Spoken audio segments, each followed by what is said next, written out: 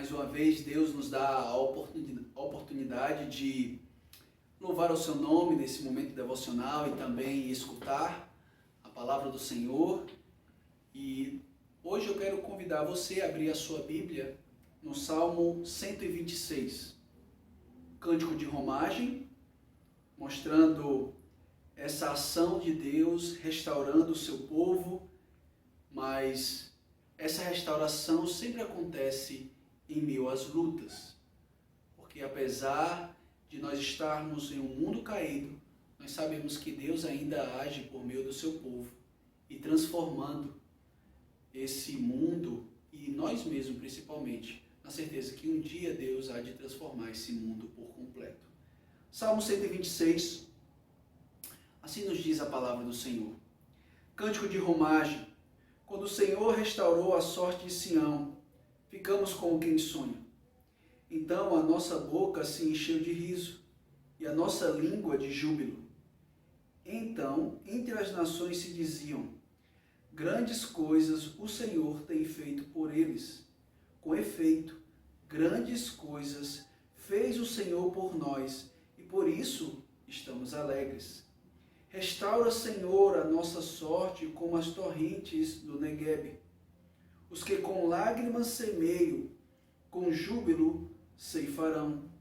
Quem sai andando e chorando enquanto semeia, voltará com júbilo, trazendo seus feixes. Amém. Isso é uma realidade que, pelo menos o versículo 5, nos chama a atenção, nos dizendo que os que com lágrimas semeiam, com júbilo ceifarão. Isso é uma realidade que podemos vivenciar nas nossas vidas, que semeamos a verdade do Senhor, vivenciamos a verdade do Senhor e às vezes essa vida com o Senhor é em meio à lágrima, mas nós temos a certeza que um dia, e isso acontece ainda nesse mundo também, nós vamos colher com alegria aquilo que plantamos.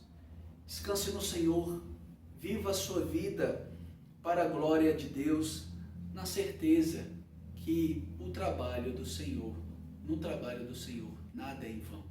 Vamos orar. Senhor Deus e Pai, nós te agradecemos por esse dia. Obrigado mais uma vez a oportunidade que o Senhor nos dá de ouvir a Tua palavra e mais uma vez pensar nessa temática em meio à dor e à esperança que nós temos no Evangelho. Obrigado, Pai, porque em Cristo Jesus o nosso trabalho não é em vão. Continue nos abençoando como igreja, fortalece o Teu povo. Em nome de Cristo Jesus que nós oramos. Amém. Vamos cantar o hino 62, o hino de gratidão.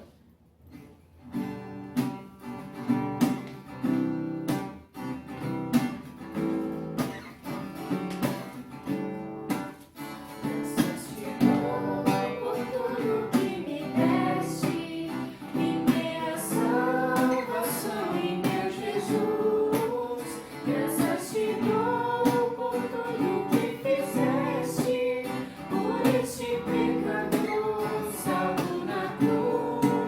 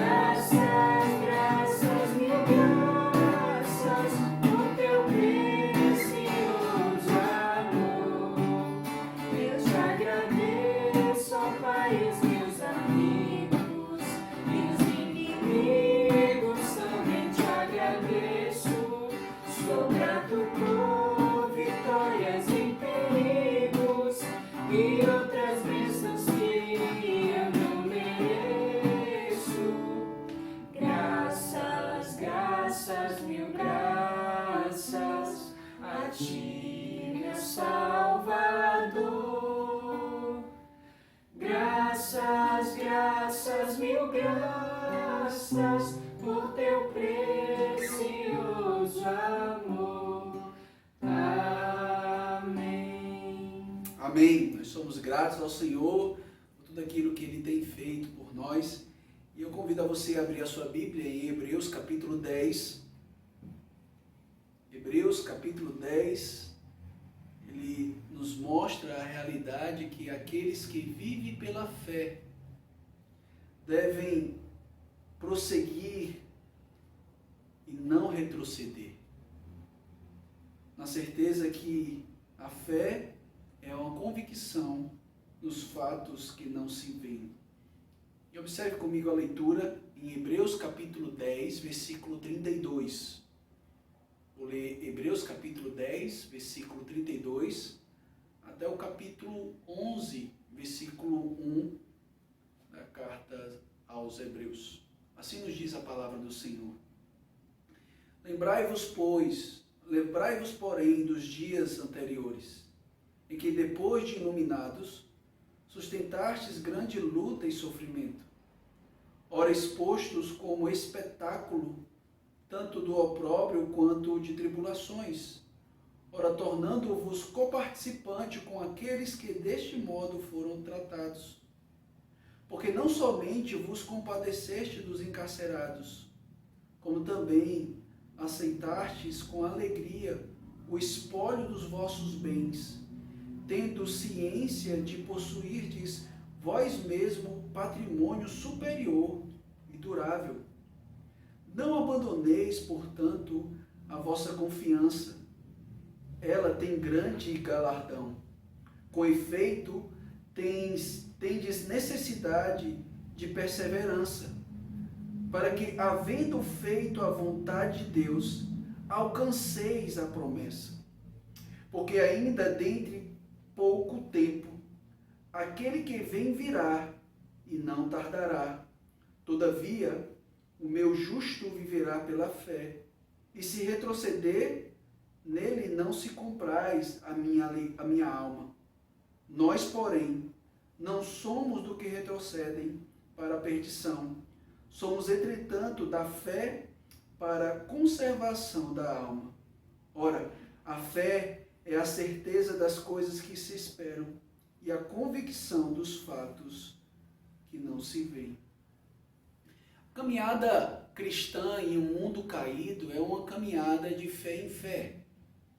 Nós devemos sim prosseguir, permanecer, continuar firmes mesmo diante de tribulações, na certeza que nós temos algo muito maior a receber, que é o nosso galardão. Vamos ter sim, quando chegarmos no grande dia, o dia que Deus em Cristo Jesus julgará o mundo. Aqueles que permanecerem fiel vão receber o seu galardão, a vida eterna, desfrutar da bênção do Cordeiro, não ter mais nenhum tipo de sofrimento. O pecado não vai mais manchar a sua vida. A luta contra o pecado vai acabar. Por isso nós temos uma grande esperança. Nesse tempo, irmãos, vamos orar hoje de uma forma especial pela vida dos jovens. Terceiro domingo de maio é o Dia Nacional dos Jovens Presbiterianos. Pedindo para que Deus a cada dia os firme na palavra do Senhor e que eles possam crescer no conhecimento do nosso Deus. Vamos orar. Senhor Deus e Pai, a vida pela fé não é motivada por aquilo que vemos. Ao longo da revelação bíblica, podemos ver tantos homens que perseveraram, que mostraram que eles tinham fé no Senhor, porque eles confiavam naquilo que o Senhor falava. Isso não é diferente para a nossa geração. Nós vivemos em um momento onde há tantas vozes querendo direcionar as nossas vidas, mas eu te peço, ó Pai, para que a tua única voz, a voz que brota ou que sai da revelação da palavra do Senhor, seja aquela que orienta todos os jovens da nossa igreja e todos os jovens que se renderam ao Evangelho. Muitos jovens, ó Pai, crescem na igreja, conhecem o Teu nome, mas quando entram na faculdade, muitos se desviam da fé, outros viram ateus, outros não querem mais saber do Senhor. Por isso, ó Pai, nós te pedimos pela Tua misericórdia, protege e preserva a vida dos jovens, que eles possam continuar a crescer no conhecimento do Senhor, que a vida deles venha glorificar ao Teu nome, ó Pai. Te pedimos também pela nossa igreja, pelos irmãos da nossa igreja, que assim como nós vamos ouvir na pregação que Abacuque clamou para que o Senhor possa fazer um avivamento naquele momento, que o Senhor possa avivar a Tua obra em nós, Pai, que possamos ter mais disposição em Te servir, que possamos ter mais disposição a Te conhecer, ó Deus, para que por meio do conhecimento do Senhor, o nosso coração seja mais semelhante ao Teu Filho e que venhamos crescer para a glória do Teu nome, ó Pai. Faz isso por amor à Tua obra, por amor à aliança que o Senhor fez com o Teu povo. E esperamos, ó Deus, no Senhor, na certeza que o Senhor realiza os Teus feitos segundo a Tua vontade. Muito obrigado mais uma vez por estarmos reunidos, mesmo virtualmente, escutando a Tua palavra e tendo esse meio de graça com a oração e a pregação para nos fortalecermos espiritualmente. Te pedimos isso em nome de Cristo Jesus. Amém. Vamos continuar cantando agora o hino 144, Segurança e Alegria.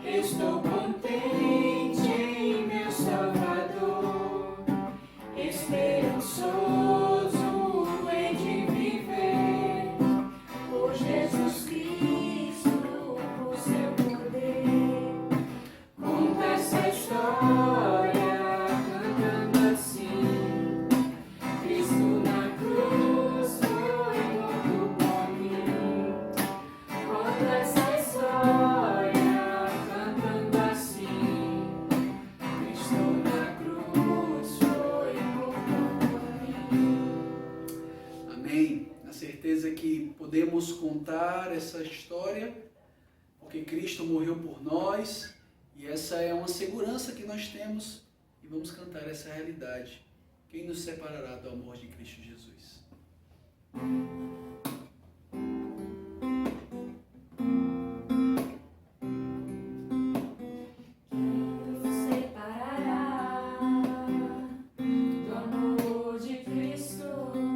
Será que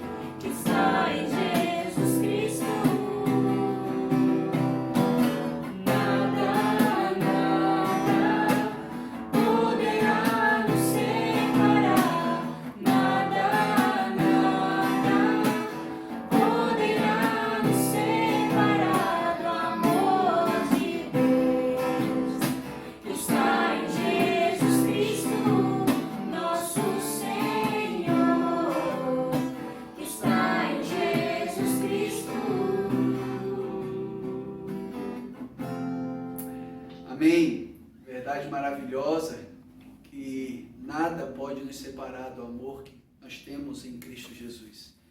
Hoje nós vamos terminar nossa série de exposições em Abacuque e eu convido a você a abrir a sua Bíblia em Abacuque capítulo 3.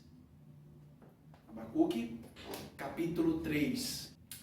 Então vamos ler, eu não quero ler todo o texto de Abacuque capítulo 3, mas eu quero ler o versículo 1 e 2 e depois pular os versículos 17 a 20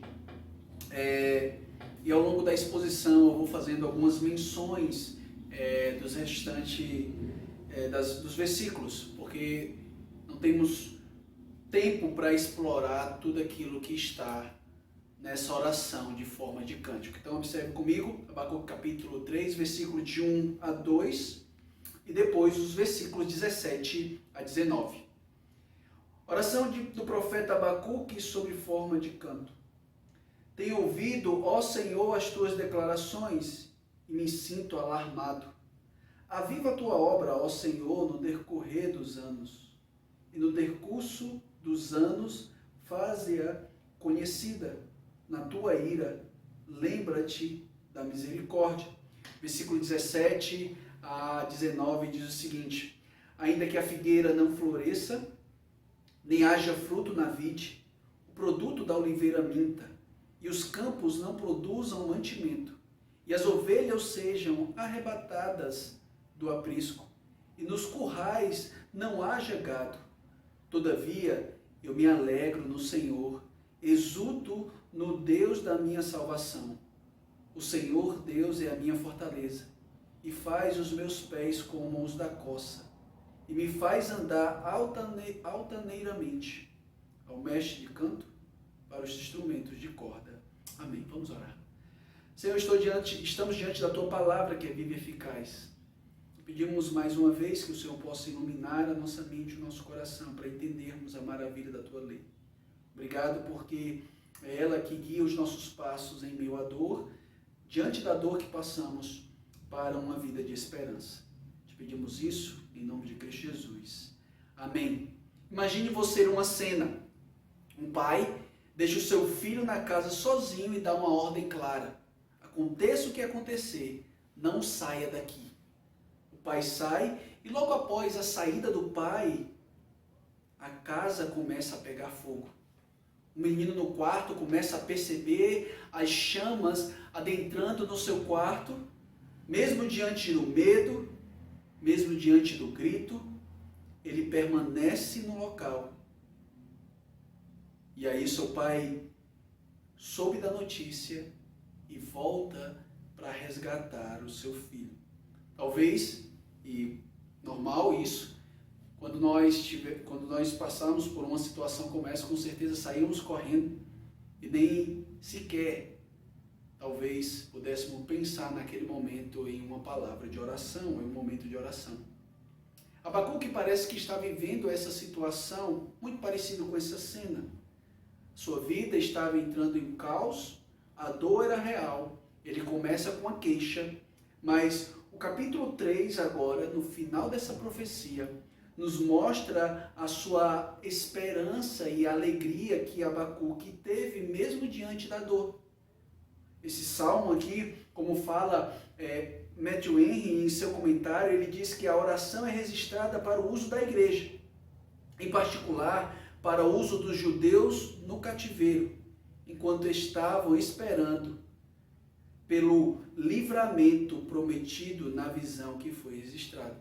Lembre-se, a profecia de Abacuque, ela não tinha ainda acontecido. Então, esse salmo aqui que está em forma de canto, foi registrado para que o povo, quando estivesse no momento de dor, quando ele estivesse indo para o cativeiro babilônico, eles pudessem cantar ou trazer à memória essa oração de forma de canto. Deus, ele mostra essa realidade a Abacuque, que vai disciplinar o seu povo. Deus está anunciando que uma nação ímpia vai levar o seu povo para o cativeiro.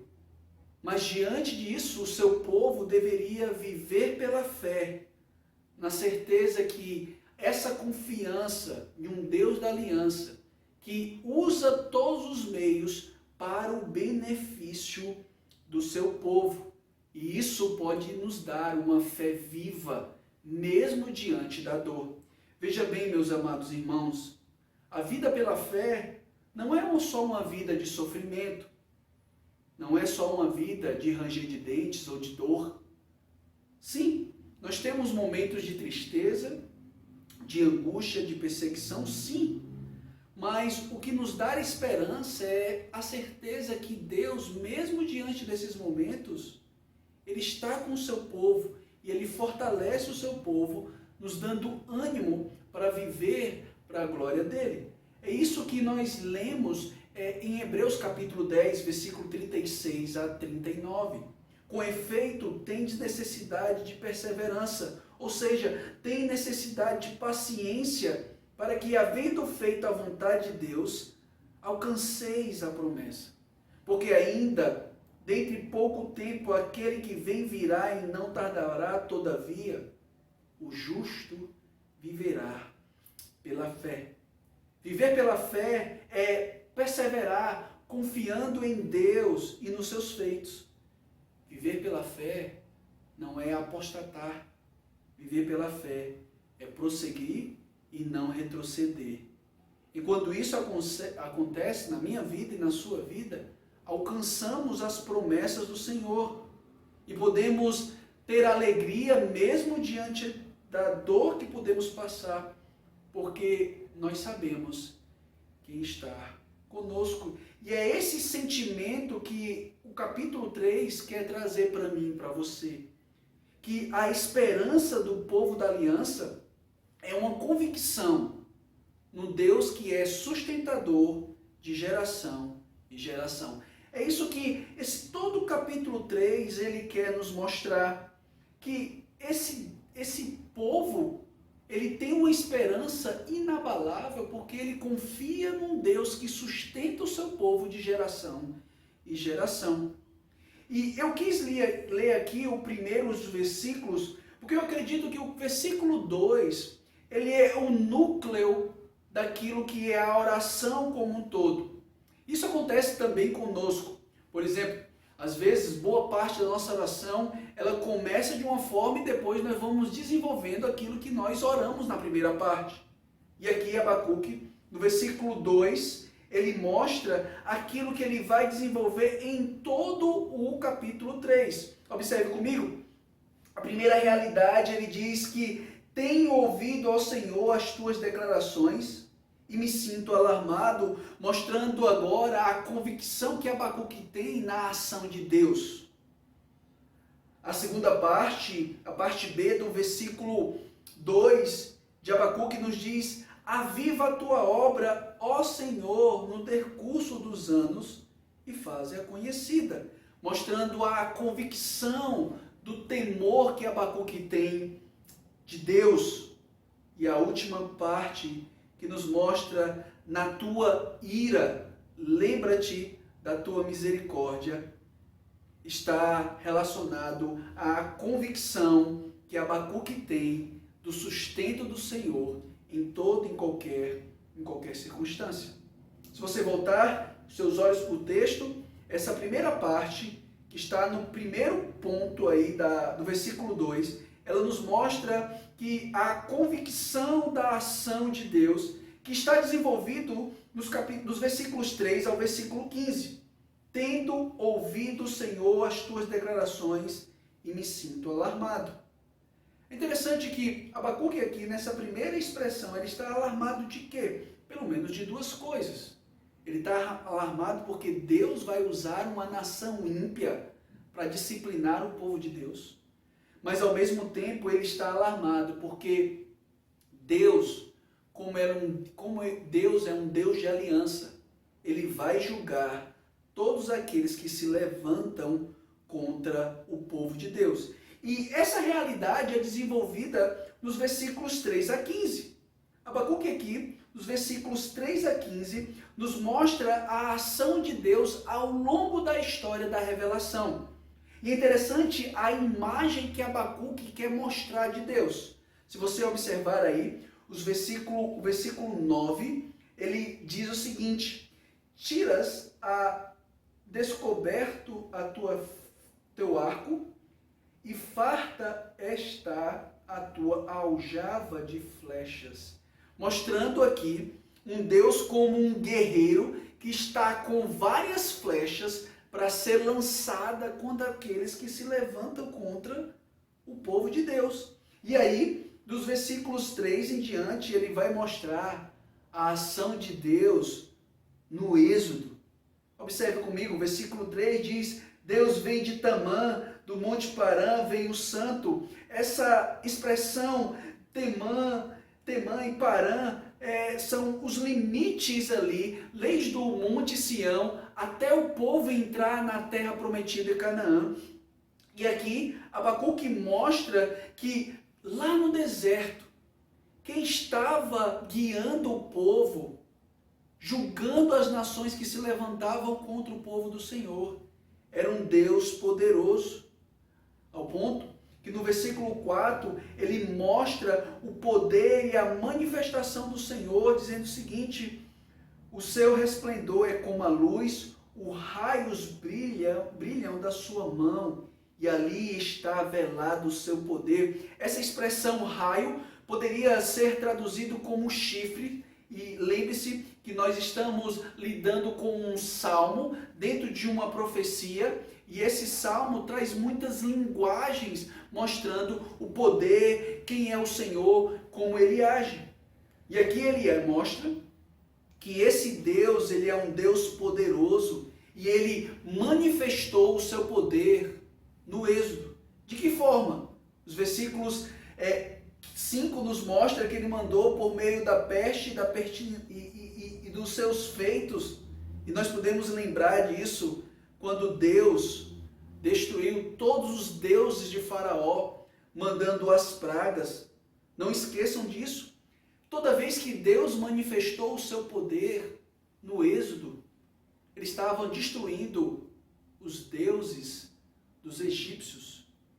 Cada manifestação, como a transformação do rio Nilo em sangue, as rãs, os piolhos, as moscas, morte do gado, a úlcera, a chuva de pedra, gafanhotos, trevas, morte dos primogênitos, tudo isso era deuses que os egípcios adoravam, e Deus manifesta o seu poder, mandando peste, dizendo que tudo aquilo foi destruído pelo poder de Deus. Será que é essa imagem, irmãos, que eu e você temos do Senhor? Um Deus que julga retamente? Talvez a imagem que nós temos do nosso Senhor é uma imagem só de um Deus amoroso. Mas ao longo da revelação bíblica, nós podemos ver essas duas imagens que nesses primeiros versículos Abacuque traz. Deus guiando o seu povo em meio ao caos, disciplinando o seu povo no deserto, mas ao mesmo tempo manifestando o seu poder contra aqueles que se levantam contra o povo de Deus. Será que isso te dá esperança quando eu e você estamos passando por sofrimento por causa da nossa fé? Isso nos dá esperança, a Deus, isso nos dá esperança porque nós sabemos que Deus está vendo tudo isso. E Ele está julgando retamente. Mas após Deus demonstrar essa realidade, e quando Ele manifesta esse poder, o que acontece com as nações ímpias? Elas começam a temer o poder do Senhor. Isso está nos versículos 6, 7, mostrando que esse Deus é um Deus poderoso. A partir do versículo 9 até o versículo 15, a manifestação de Deus se dá na natureza, mostrando o seu juízo. Versículo 10 nos retrata como Deus abriu o Mar Vermelho e o Rio Jordão. Versículo 11 nos mostra quando Deus parou o sol e deteve a lua, lá em Josué, capítulo 10. E que no verso 14 nos mostra essa realidade, dizendo que não houve diante semelhante a este, nem antes, nem depois dele, tendo o Senhor assim atendido à voz de um homem. Por quê?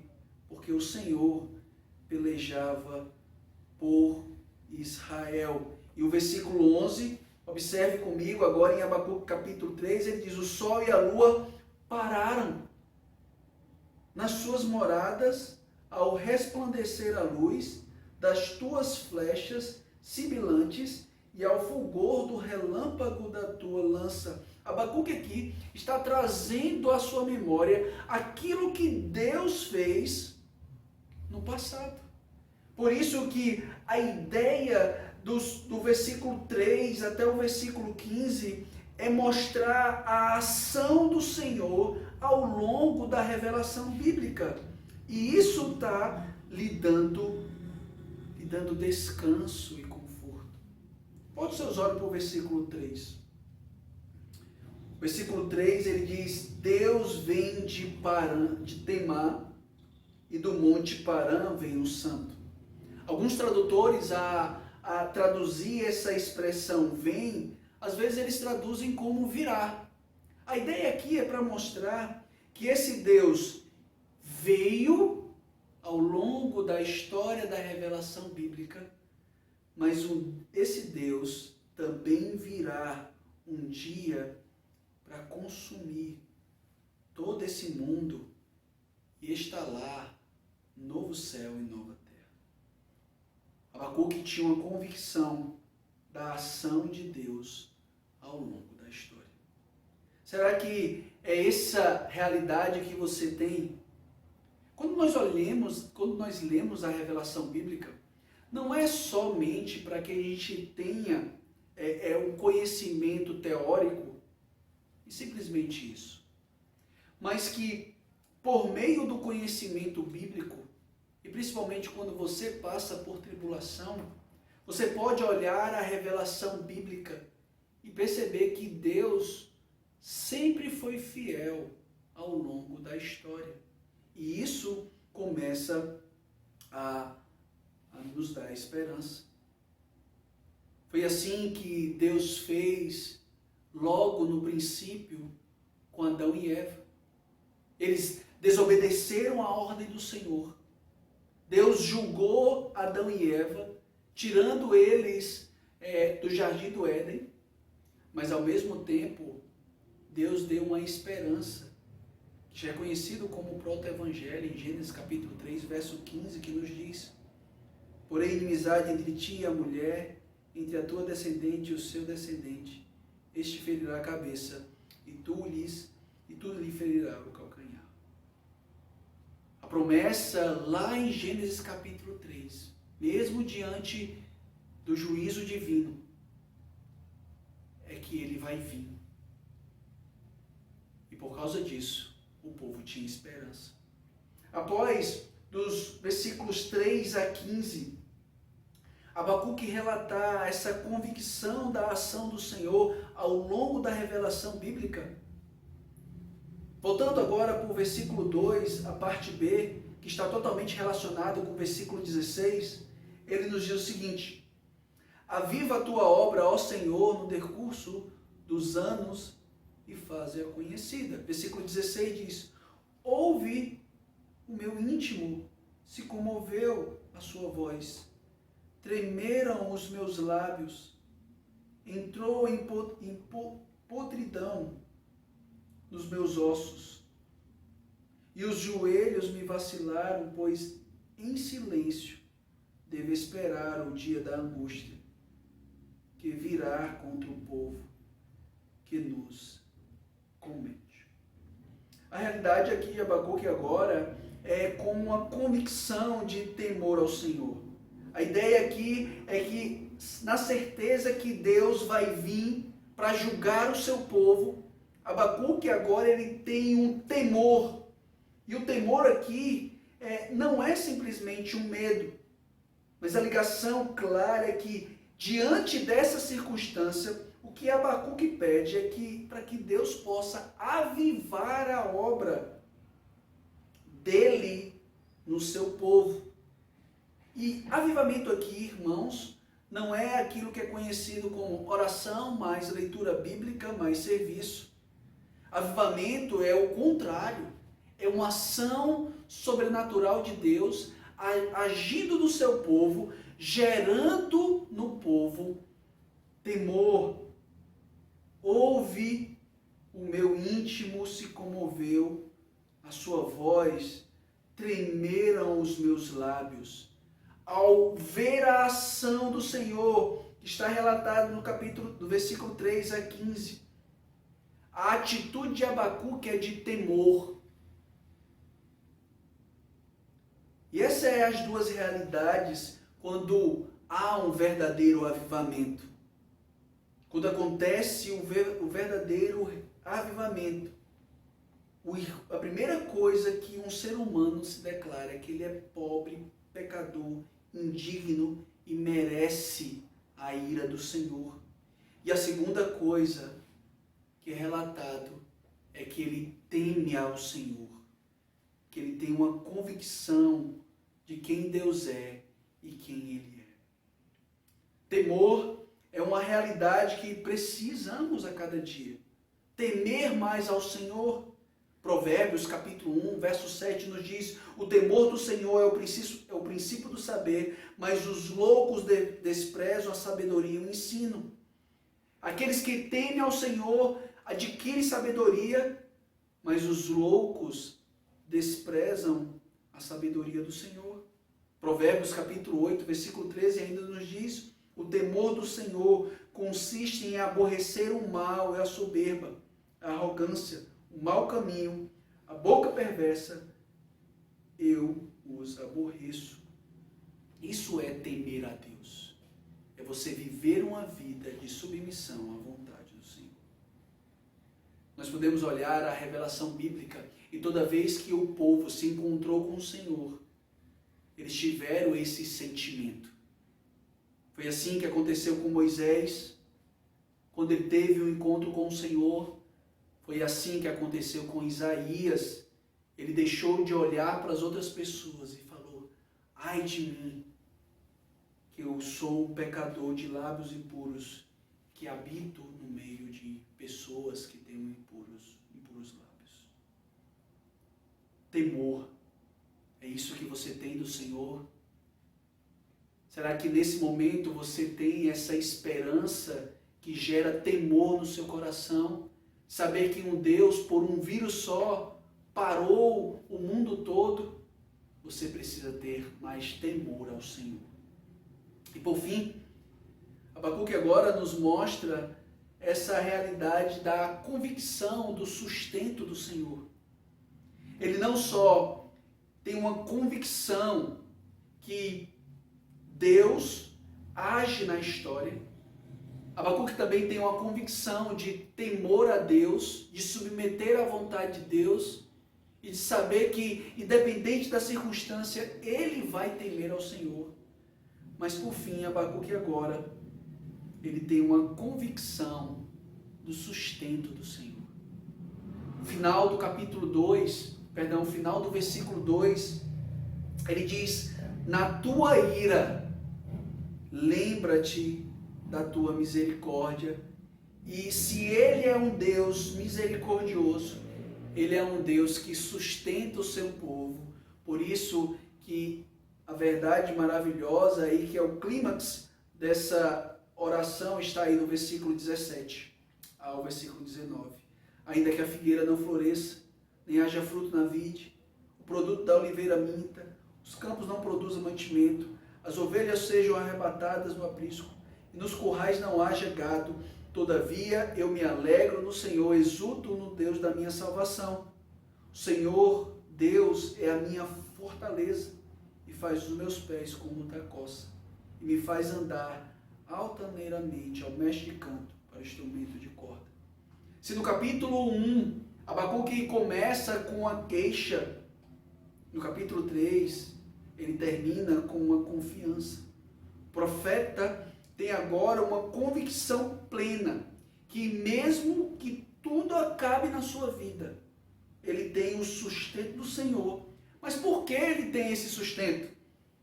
Observe que todo o capítulo 3 está relacionado a um Deus da aliança. Se você olhar o versículo 2, ele diz: ó Senhor, caixa alta, mostrando que ele é um Deus pactual. Ó Senhor, mais uma vez no versículo 2, ele mostra também isso no versículo 3, o santo. No final do versículo 6, ele diz: os caminhos do Senhor, do Deus, são eternos. Mas no versículo 13, ele mostra que mesmo diante do caos, quem vem é o ungido do Senhor. Abacuque agora expressa assim a sua convicção, a sua fé num Deus que sustenta mesmo diante do caos. Ele consegue trazer algo que nós precisamos fazer nesse exato momento. Se nós lemos Hebreus capítulo 11, verso 1, que mostra que a fé é a certeza das coisas que se esperam e a convicção dos fatos que não se veem. A fé, ela tem a capacidade de trazer uma realidade futura para o presente. E é isso que nós temos que fazer.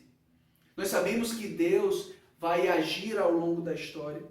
Nós sabemos que Deus vai um dia voltar por meio de Cristo Jesus e instalar os novo céu e a nova terra.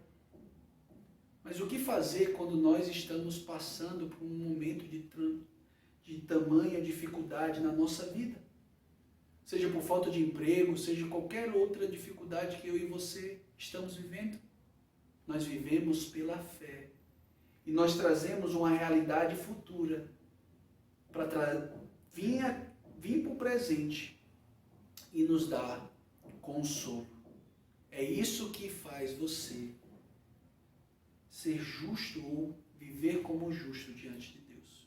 Assim, confie em Cristo Jesus, na certeza que Ele venceu a morte e que o nosso trabalho não é em vão.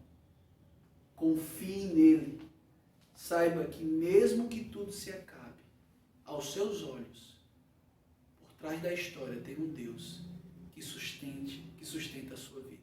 Por isso, tenha convicção na ação de Deus. Tenha uma convicção do temor a Deus e tenha a convicção do sustento de Deus na sua vida em qualquer momento. Vamos orar. Senhor Deus e Pai, muito obrigado mais uma vez pela pregação da Tua Palavra. Obrigado que o Senhor nos sustente a cada dia. Te pedimos isso em nome de Cristo Jesus. Amém. Deus abençoe a vida dos meus irmãos. Logo mais vamos ter o nosso estudo sobre resolução de conflito. Um grande abraço a todos.